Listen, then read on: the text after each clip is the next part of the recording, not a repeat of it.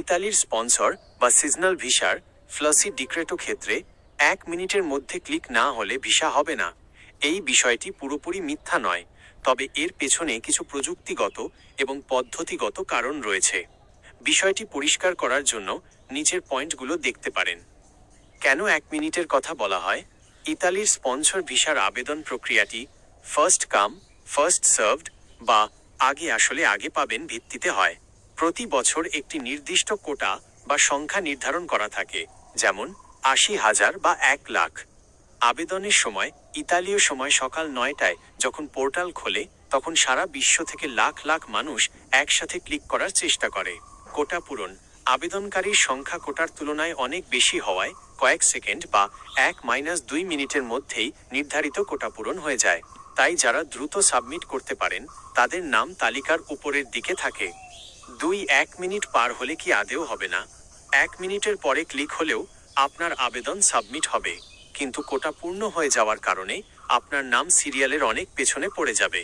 সেক্ষেত্রে যদি আপনার আগের সিরিয়ালের কেউ বাদ পড়ে বা রিজেক্ট হয়, তবেই কেবল আপনার সুযোগ আসার সম্ভাবনা থাকে। বাস্তবে দেখা যায়, শুরুর 1-2 মিনিটের মধ্যে যারা আবেদন করতে পারেন তাদের নুল্লা অস্টা বা অনুমতিপত্র পাওয়ার সম্ভাবনা সবচেয়ে বেশি থাকে। 3. এটি কি আপনার হাতে? না, এই ক্লিক করার কাজটি সাধারণত আপনার ইতালিতে থাকা নিয়োগকর্তা, এমপ্লয়ার বা তার আইনজীবী অ্যাভোক্যাটো করে থাকেন। ইতালিতে ভালো গতির ইন্টারনেট এবং দক্ষ মানুষের মাধ্যমে আবেদন করলে দ্রুত সাবমিট করার সুযোগ থাকে। অনেক সময় সার্ভার জ্যামের কারণে ক্লিক করতে দেরি হতে পারে। 4. ভিসা হওয়ার অন্যান্য শর্ত: শুধুমাত্র দ্রুত ক্লিক করলেই ভিসা হবে, বিষয়টি এমন নয়। ক্লিক করার পর আপনার নিয়োগকর্তার ট্যাক্স ফাইল ঠিক থাকতে হবে। আপনার প্রয়োজনীয় কাগজপত্র সঠিক হতে হবে। ইতালির ইমিগ্রেশন অফিস সবকিছু যাচাই করে যদি সঠিক পায়, তবেই ভিসা ইস্যু হয়।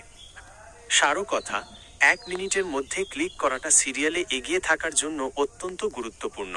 তবে 1 মিনিটের পরে ক্লিক মানেই যে ভিসা হবে না, তা 100% নিশ্চিত নয়, তবে সম্ভাবনা অনেক কমে যায়। দালালের প্রলোভনে না পড়ে সঠিক ও বিশ্বস্ত কারো মাধ্যমে দ্রুত আবেদন নিশ্চিত করাই বুদ্ধিমানের কাজ।